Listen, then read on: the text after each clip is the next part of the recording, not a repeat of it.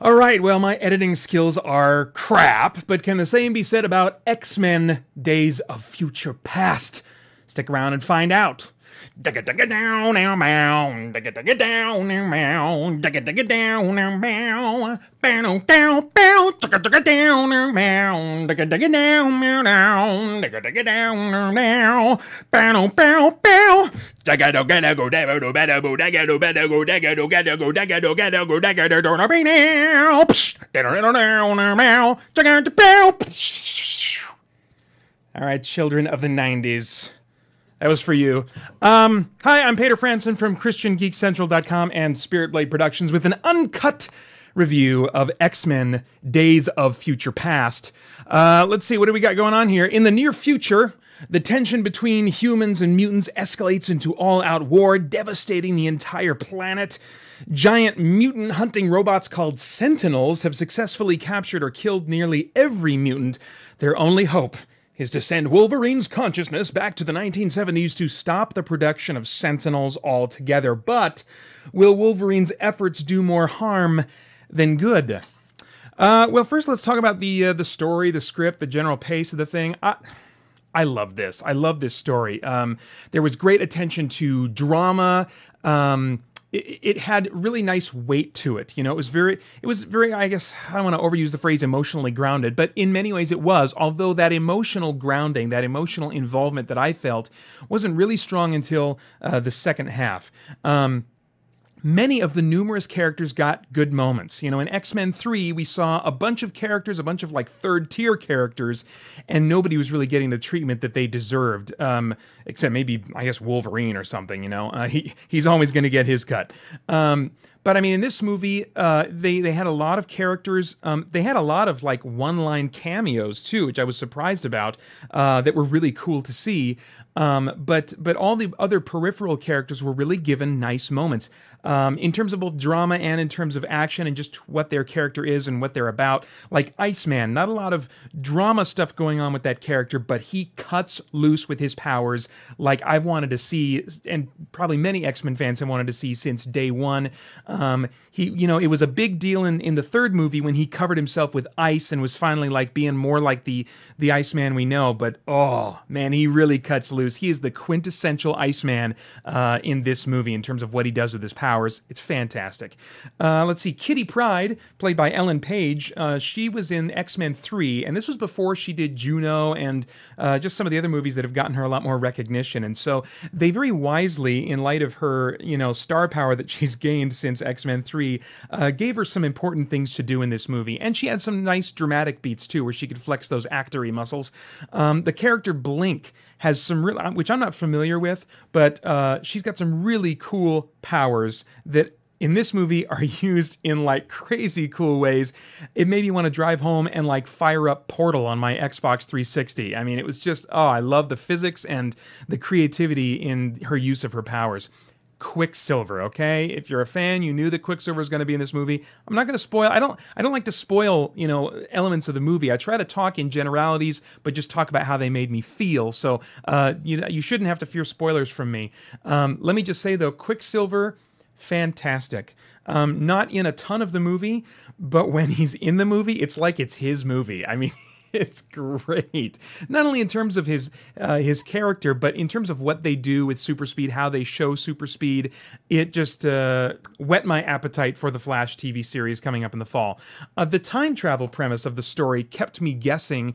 You know, they spend most of the time in the dark future and the 1970s. Those are the two time periods really being dealt with for the most part. And that whole aspect of time travel, of trying to change history, of bringing two different X-Men movie casts together into one movie, you know, it just totally kept me guessing as to where the plot was going to go. I love that feeling. I love that feeling because I don't get it near as often as I would like. And it was great that up until the very end, I was like, man, I could see this going about 5 different ways from where I am right now. You know, and I had that feeling for a lot of the movie, which was great fun. It has a serious tone, but without being cute or using kind of meta humor. Like you might remember in X-Men 3 when they made a reference to the Juggernaut meme that was going out that was on YouTube, that was kind of a YouTube sensation, and they used a line from that, and it was just kind of like too self-aware. It was this meta humor, like I said, and it just didn't. That movie was just kind of an empty movie in terms of its humor and a lot of other elements. Not so here, which it really could have been because it has so many different mutant characters that fans want to see. But yeah, it had a great dramatic weight to it, but still some jokes. It's not as funny as, like, say, the Avengers Marvel movie universe. But it certainly still has some nice little subtle gags and chuckles and stuff here and there. It just had a great tone feel all the way through. Great character motivations. There was, everybody, you understood, I think for the most part, why they were doing what they were doing. But there were definitely some characters that stood out. Xavier stood out. Mystique stood out. To a certain degree, Magneto stood out, but those are like the main kind of, I would say, the dramatic roles that are really given stuff to work with. There are some minor inconsistencies in the plot or the presentation of the plot. Like Wolverine's age would be, for me, chief among them. They don't really do anything. He's graying at his temples in the future world, and like, compared to him, no one seems to be as old as they should be. They don't really tell you how far into the future it is, but you kind of just figure out as you go along, oh, it's maybe not as far in the future as this kind of, like when you see this kind of dark future world of the X-Men comics, it's usually far-flung future as far as I remember. And it really doesn't seem to be that case because there are a lot of characters that are still alive that don't have Wolverine's regenerative powers that, make him age more slowly. And, given that, and given that they've established even in the Fox Marvel movie universe, that Wolverine ages more slowly, like he was in the Civil War and all this kind of stuff, I'm asking myself, okay, well then why are his temples gray in the future and everyone else just kind of looks, maybe 10 years, 5 years older or something like that? Why is Wolverine suddenly aging more quickly, or what's going on there? So it was just kind of an odd choice that they never really explained. Maybe we'll get some deleted scenes or something that'll explain that. I don't know. There was also no help in bridging from X-Men 3 or the recent Wolverine movie to this movie. There's a shawarma scene, an extra scene during the credits at the end of the recent Wolverine movie that I thought was going to be the direct setup that would directly lead into the events of this movie. But that's not the case. And I won't explain, how or why or stuff like that, but there's just a lot of dots that you are left to connect if you want to connect this movie and this story to either X-Men 3 or to the more recent Wolverine movie. You just kind of have to figure out, okay, like one thing I wasn't satisfied about in X-Men 3 was the bonus scene at the end when, and sorry, this is a spoiler if you haven't seen X-Men 3, when Xavier comes back to life through this other body that was like brain dead since birth, and they just for some unknown reason been keeping on resuscitation for its whole life and stuff, and then Xavier kind of, after he dies, I guess takes control of that body. That wasn't really clear. I mean, but that's really a fault of X-Men 3. It's not really a fault of this movie, and maybe that's how the creators of this film felt. They're just like, well, okay, the audience knows in the bonus scenes at the end of X-Men 3 that Magneto is starting to get his powers back, and we know that somehow, even if it's never explained logically in the movie, or at least not clearly in the movie, we know that Xavier's back too. Why he would still be in a wheelchair if he's in a brand new body, they don't explain. Although my wife said, well, if it was a body that was just in a hospital all its life, then it would be all atrophied and whatever. Anyway. Sorry. Again, this movie had a lot to overcome in terms of some of the strange places that X-Men 3 left things. And I think if you're able to kind of bridge those gaps in your mind, and you're not expecting this movie to really kind of do a great job of bridging X-Men 3 to this movie, or the recent Wolverine movie to this movie, if you're not expecting that, then I think you'll be content. This movie, is its own ride, its own story for the most part, and it's a really good one. Let's see here. Casting. Let's talk about casting and the performances in general. Great cast, solid cast. Hugh Jackman, of course, back as Wolverine. He does a great job. But it's funny. This movie, I think even before I walked into this movie, I was like, I think I'm ready for the reboot on Wolverine. Hugh Jackman does a great job. I'm not saying he's not a fantastic Wolverine. He is. But I'm kind of ready for a new interpretation of the character. And maybe that's because from my limited exposure of Wolverine in basically the 90s cartoon, a few 90s mainstream Wolverine, you know, in the comic stuff, and then the Ultimate Marvel Universe. My impression of Wolverine is that he is much more just kind of like brooding and just kind of like maybe animal-like is what I'm looking for, just in general, not just when he's going berserk. And Hugh Jackman, he brings those moments out, and he's always gruff and brooding and stuff, but he also is kind of the hero a little bit. You know what I mean? Maybe part of it is how tall he is. I don't think that's it. I think it's just, you know, he just plays kind of the straight hero a little more often than I'm used to when I think of Wolverine in the comics. So I'm ready for a more animalistic or just kind of different take on Wolverine. That said, he still does a great job. I got no complaints. Now, James McAvoy is the standout performer in this movie. He does some great character stuff, some great dramatic stuff. Just in the delivery of his lines, there's some great natural. He just does a fine job with that character.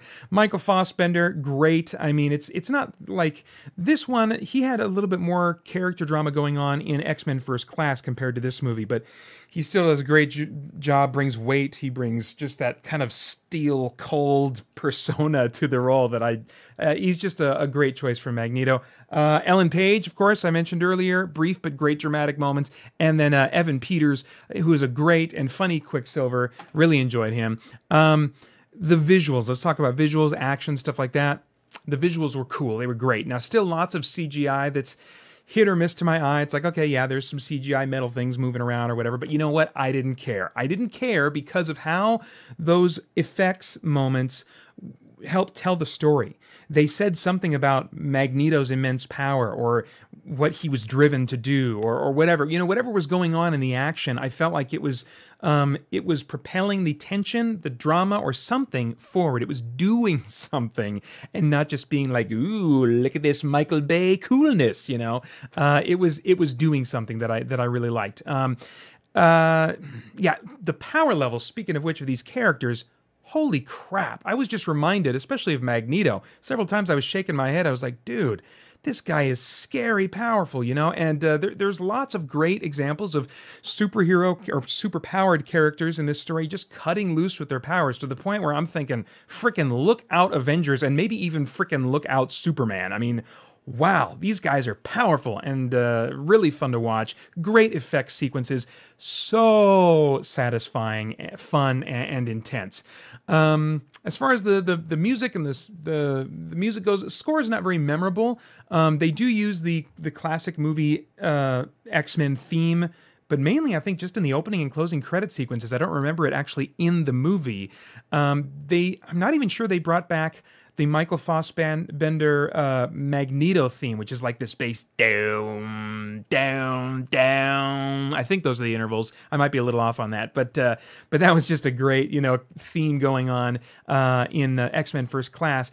And I don't think they actually brought that theme back. I could be wrong. I can't wait to see it again.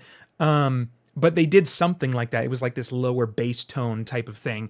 So anyway, great stuff there in terms of the music, serving the drama and not getting in the way and saying, here's a cool musical theme, you know.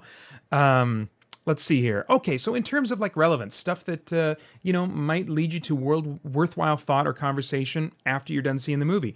X-Men 2 and 3 seemed to me to specifically have homosexuality in mind in their scripts. You know, X-Men classically has this theme of people not fitting in and people who are the rejects of society that don't fit in, that people fear or think are weird or whatever. And from what I understand, when the comics first launched, and for most of their history, that theme has been kept very broad because lots of different people, not just the homosexual community, but lots of different people find themselves at one time or another feeling like they don't fit in. Certainly nerds and geeks.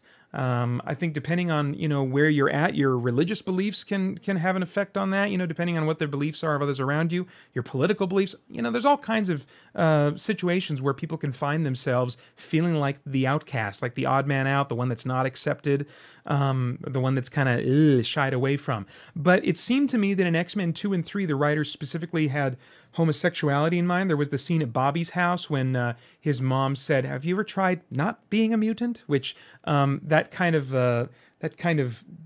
I don't want to say joke, but that kind of idea, that kind of thinking, in my experience, is usually connected to conversations about homosexuality, for or against it or whatever. And then also in X-Men 3, Storm really seemed to kind of be on the rampage about like, no, nobody needs a cure. There's nothing wrong with them, which I think also lends itself, to kind of some of the phrases and ideas that I hear expressed in the conversation about homosexuality. But this movie broadens the theme. It doesn't seem to have any kind of homosexual community agenda or political agenda, any kind of specific agenda. I think it wisely broadens it out to deal with just the general broad theme that X-Men deals with so well, of feeling like you don't fit in with society in general. And since so many different kinds of people can find themselves feeling that way, I think that was a great choice to kind of broaden it out like that. I hope that... oh, no, wait, no, I was reading my notes wrong. I don't hope anything. Hope, though, as an idea, is more frequently considered the quintessential human characteristic in sci-fi or fantasy. I don't know if you've noticed that. I've noticed that in The Matrix. I've noticed that in Farscape, that at one point or another, humans seem to be identified as being these hopeful creatures like that. Is their that's their greatest strength, or whatever. And the same thing is kind of going on in this movie. They bring up hope as this idea that it's part of our humanity. It's a valuable part of our humanity. It's what brings us through the tough times. Young Xavier in this movie is told to essentially hold on to hope to get through some difficulties. And whenever I hear that in a movie or fiction of any kind, I have to ask, well, why? Hope in what? What do you mean hope? Hope in just hope? Or are we just telling them, just kind of fool yourself into thinking things will get better? There's no reason to think things will get better, but just kind of do that. Think that they'll get better for no reason. And I'm just like, what the crap, really? I think we ought to hope in what's true. We ought to look around what's true, and if there's any reasons for hope, then it makes sense and it's good to have hope. And that's the kind of hope that has staying power even through the difficult times. Whereas if we're just trying to kind of fool ourselves through the power of positive thinking, man, that is going to break out from under you. Even so, young Xavier is told in this movie that hope will help him through the difficulty of bearing the pain of others. That's kind of a stumbling block where he's like, I can't go any further. It's just too much for me. And he's told by another wiser character to basically hang on to hope, that hope will help him bear that difficulty of bearing the pain of others. And that idea really resonated with me as I personally think of investing in relationships that are difficult or draining. As a specifically introverted geek, even though I can kind of turn on what seems like extroversion maybe to you, I'm very introverted. I get recharged by being alone, by myself, and when I'm with people, even people I enjoy being with, there's a little tank that's slowly being depleted, sometimes quickly being depleted. And so when I think about investing in the lives of others, or investing in a relationship that is kind of difficult or draining or something like that, I can just be like, oh my gosh, why should I do that? Why should I put myself through that? And hope is the answer. But by contrast, I think believers have a concrete reason for hope. Romans 8:28 says, and you guys know this, and we know that for those who love God, all things work together for good for those who are called according to his purpose. Revelation 21:4 says, he will wipe away every tear from their eyes, and death shall be no more, neither shall there be mourning, nor crying, nor pain anymore, for the former things have passed away.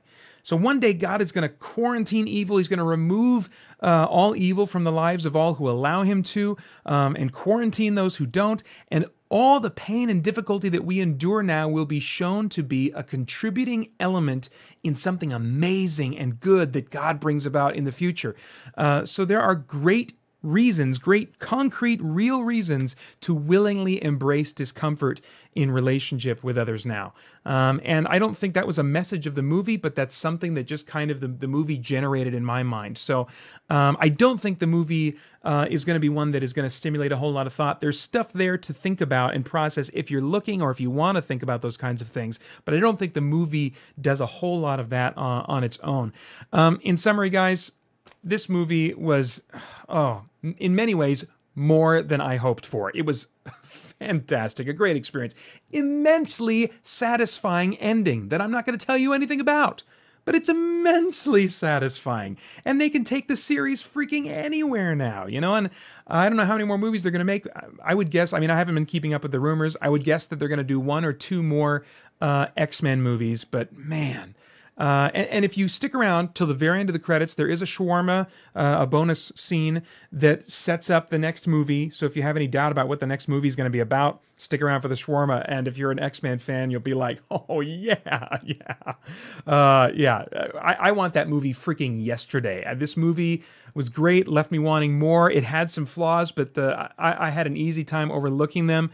Oh, man, I cannot wait for that next movie to come out. Meantime, I'm going to go read me some Ultimate X-Men comics, maybe bust out the 90s animated series. This movie is rated PG-13 for sequences of intense sci-fi violence and action, some suggestive material, nudity, and language. And the nudity is basically just Hugh Jackman's butt. Quality. I give this quality score of 9.0 out of 10 and a relevant score of 7.0 out of 10. All right, well, guys, please do like, share, and subscribe, all that good stuff. It really will help me out to keep making more of these and know that there's interest in this. Also, please leave comments below about what you liked or what you would like to see, except for better editing. That's not going to happen. I'm still adjusting to this new webcam that I just started using last time. I tried to adjust the picture a little bit so you can let me know if it's improved.